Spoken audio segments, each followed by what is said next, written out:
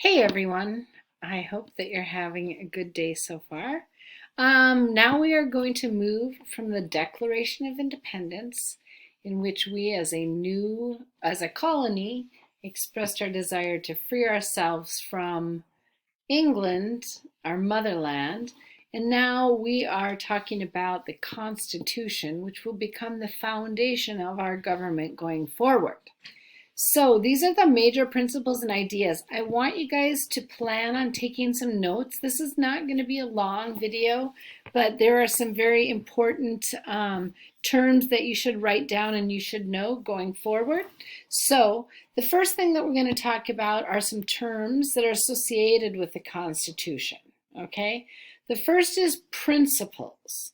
Now, principles are basic ideas by which people lead their lives. And since we did go fairly deeply into values, we can compare this to a value. Your principle is something that you stand on. You say, I have this belief, and this belief to me is absolutely foundational. It's absolutely important to have in my life at all times. So you have principles, right? Second thing is you have the separation of powers. Now, what are the powers? If you look at the Constitution, you have three distinct powers. You have the legislative, executive, and the judicial branch. If you look right up there on the screen, you'll see the legislative goes to Congress, which is the House of Representatives, and the Senate. The executive goes to the president and the vice president, and the judiciary goes right straight to the Supreme Court. So the separation of powers is a way of dividing power among those three branches of government: legislative, executive, and judicial. Okay. Now, Congress is the head of the legislative branch, president head of the executive branch, and the Supreme Court is head of the judicial branch. And the court systems are responsible for different functions and hold unique powers. Okay, so if you look right down there, you'll see where the powers are. And lastly, we have the checks and balances, which means there are systems in place where each branch of the government is able to check and control the actions of the other. That is so that one branch doesn't have too much power and take over. And a lot of times they put this in place to put checks and balances on the president or any of the other ones.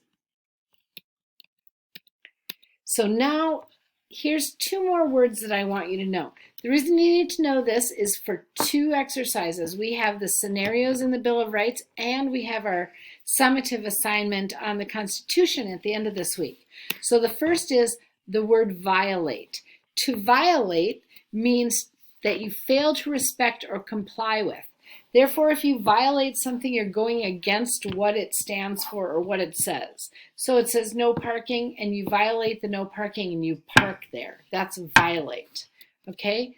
Second is enforce. When you enforce something, it's compliance with. Usually it's a law, rule, or order. So you enforce the law, meaning it's 35 miles an hour speed limit. If you go 50, we're going to have to pull you over and enforce the law. So violate and enforce comes in very important in two exercises that you're going to have this week.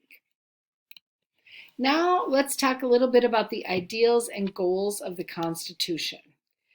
I am seeing that this is not actually fitting in my screencast-o-matic, so that is a problem.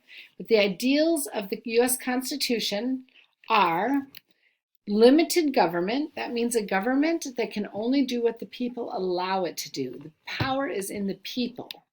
Majority rules means wherever the most people, what they want to do, they're going to win. But minorities, no matter whether they're winning or not now, they do have rights, right? And it's kind of ironic that we have a majority rule and then we have the Electoral College in place in which it canceled the popular vote, because that shows that it's not really a majority. Then it's power of the people and by the people and for the people. So our Constitution says, look, you're overseeing us, but we're giving you the power and we can take it away. And the goals of the U.S. Constitution are as follows. So remember, we have the Federalists and the Anti-Federalists. The Federalists want a national overarching government, and the Anti-Federalists are more the states' right people. So now they would like to form a more perfect union between all of the states that are together. There was a loose constitution of states, and now it's going to be one United States. They want to establish justice. They want to ensure domestic tranquility. So that means keeping any civil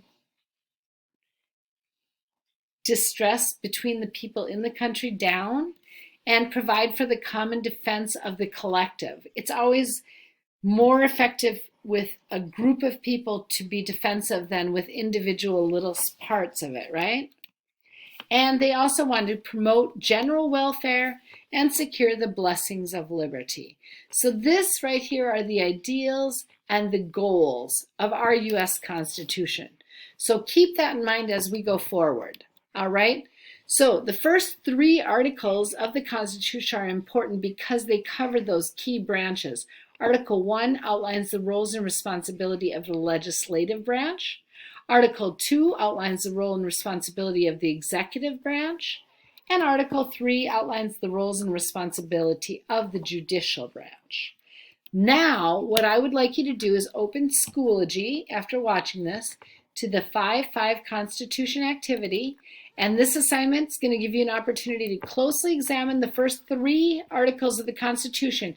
There's a PDF of your textbook pages that are covering those first 3 articles.